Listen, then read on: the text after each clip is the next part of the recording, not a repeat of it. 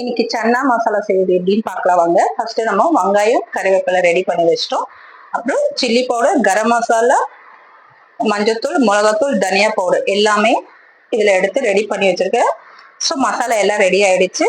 நம்ம சன்னா வேக வச்சு ரெடி பண்ணி வச்சாச்சு. எண்ணெய் ஊற்றி சோம்பு போட்டு கருவேப்பிலை வெங்காயம் போட்டு மஞ்சத்தூள் உப்பு போட்டு நல்லா வதக்கணும். இது ஃப்ரை ஆகிற வரைக்கும் வதக்கணும். வதக்கின பிறகு நம்ம ரெடி பண்ண மசாலாவை அதில் போட்டு மிக்ஸ் பண்ணணும். நல்லா என் சேனலை லைக் பண்ணுங்க, சப்ஸ்கிரைப் பண்ணுங்க. நெக்ஸ்ட் இதுல வந்து கிரீன் சில்லி ஊற்றிருக்கேன், சோயா சாஸ் அண்ட் கெச்சப், இது மூணும் மிக்ஸ் பண்ணி நல்லா விடணும். இது நல்லா மிக்ஸ் பண்ணி முடிச்சுட்டு நம்ம சன்னா வேக வச்ச தண்ணியே அதுல ஊற்றிக்கணும். நெக்ஸ்ட் வந்து நம்ம கார்ன் பவுடர் எடுத்துக்கணும். கார்ன் பவுடர் 1 ஸ்பூன் பவுடர் எடுத்து தண்ணி போட்டு மிக்ஸ் பண்ணி ஊற்றிங்கன்னா உங்களுக்கு நல்லா சன்னா கிரேவியா வரும். நான் சன்னா கிரேவி வச்சுட்டு பூரி செஞ்சிருக்கேன்.